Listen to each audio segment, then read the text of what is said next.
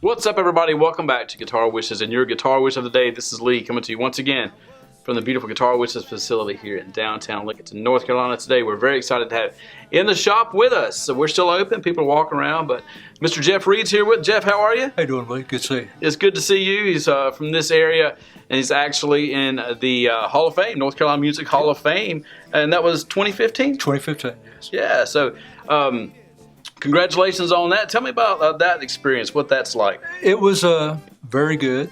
Be inducted with Andy Griffith and other people like that. Oh, yeah. A couple of big names there. And it was kind of a bittersweet because my wife was sick at the time. Right. And she wasn't able to come, but my son came with me, so it was great.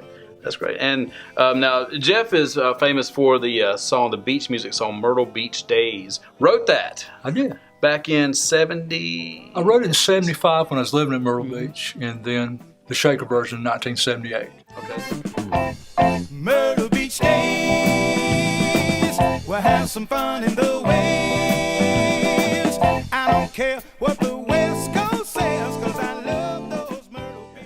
Okay, so what's that process? So you're trying to, and from what I understand, you played all the instruments on the original recording. Is that correct? Yeah, I played all the instruments without a click track. Now, without a click, how does that work? Well, it didn't work too good.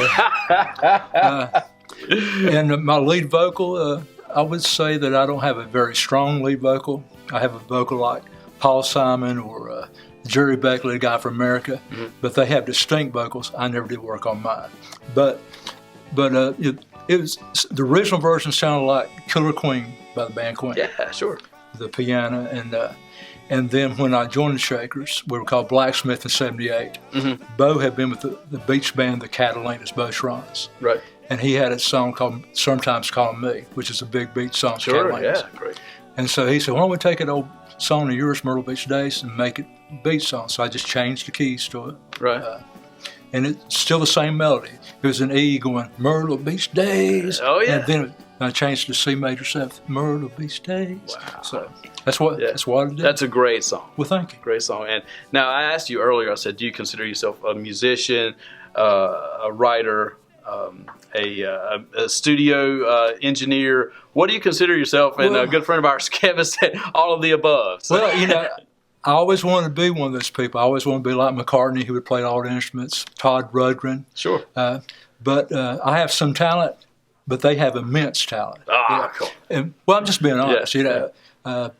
Guitar is my first instrument. And then I think I heard Lady Madonna, and then I started keyboards. And I should have thought about vocals, too. Background vocals, I do fine. Lead vocals, what do you enjoy playing more than anything? Well, my first gig was in 73 playing organ. I had a Hammond Portabee organ. But guitar is my main instrument. Guitar's your main? Yeah.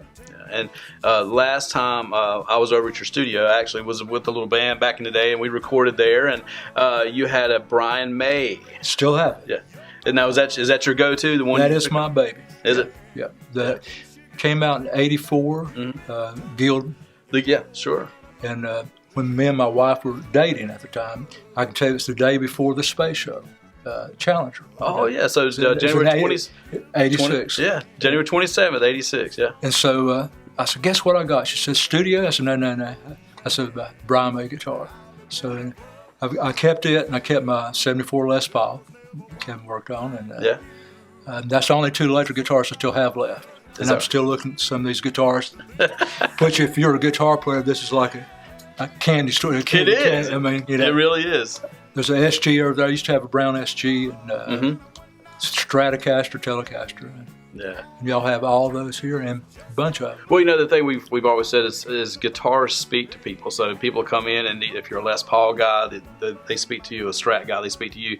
But when you pick one up, if it talks to you, then that's the one you're supposed to have. There and you so go.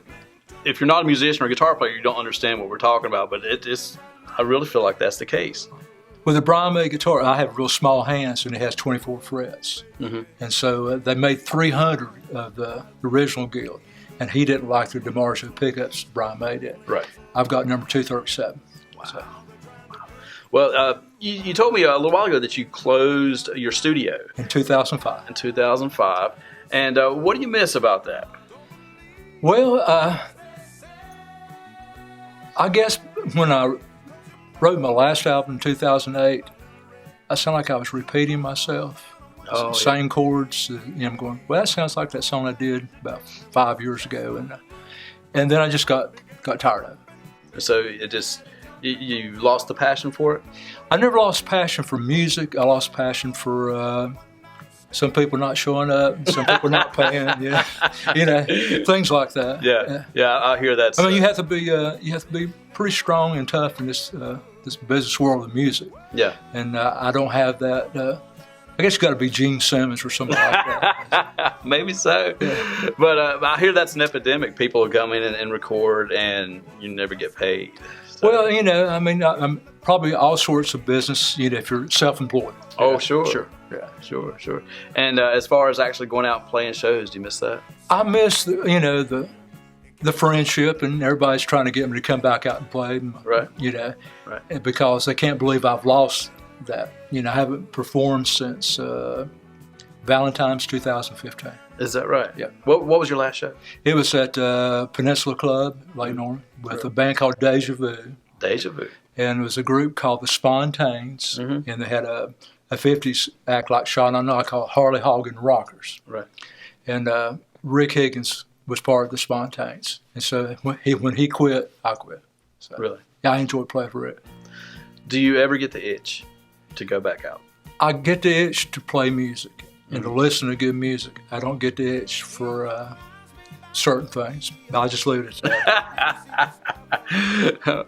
Well, it's great to have you here in the shop. And, like I said, we've known each other quite a while, maybe 20 years or so. Over 20 years. Yeah, and actually Kevin, who works here too, KEVINA, for all of you out there in YouTube land. We've known each other for 49 years. 49 years. Went to high school together, right? That's right. He was in the 9th grade. I was in the 10th. Yeah. Different styles. You like different styles of music? Yeah, and that's great for me because I like to hear people's opinions and what they like, and so. Right. Did working in the studio broaden what you liked, or did you hear some things like, man, I could just never like that? No, I've always been very open-minded. I mean, I like all sorts of music. I like R&B music. I like my heart and soul's into British rock and roll. Yeah. From the Beatles, the Who. Used to be an old rock band called Uriah Heep. Oh, wow. Okay, yeah. just check it. And so that's my heart and soul. And then me and Kevin was talking about Chicago Transit Authority. My brother thought it was soul music, and I heard the first song called Introduction, and it was like, pom pom, pom pom, and I'm going, wait a minute, this isn't Joe Tex, this isn't Wilson Pickett, this is something else, Those early Chicago albums. Right. And I think all guitar players know Terry Kath. So, Yeah, well, I can't thank you enough for coming in to see us today. Well, Jeff, thanks for, and all you out there in YouTube land, what I want you to do is check out Myrtle Beach Days. If you've never heard the song, I don't know where you've been living under, but next time you're at the beach, put on Myrtle Beach Days, and it's a blast. It's a great tune, and it's an honor to have him in the shop with us today. And for everybody here, we'd like to say thank you very much. Lee, I appreciate it. Have a great day, and we'll talk to you soon. Myrtle Beach Days, we'll have some fun in the waves. I don't care what the West Coast says, 'cause I love those Myrtle Beach days.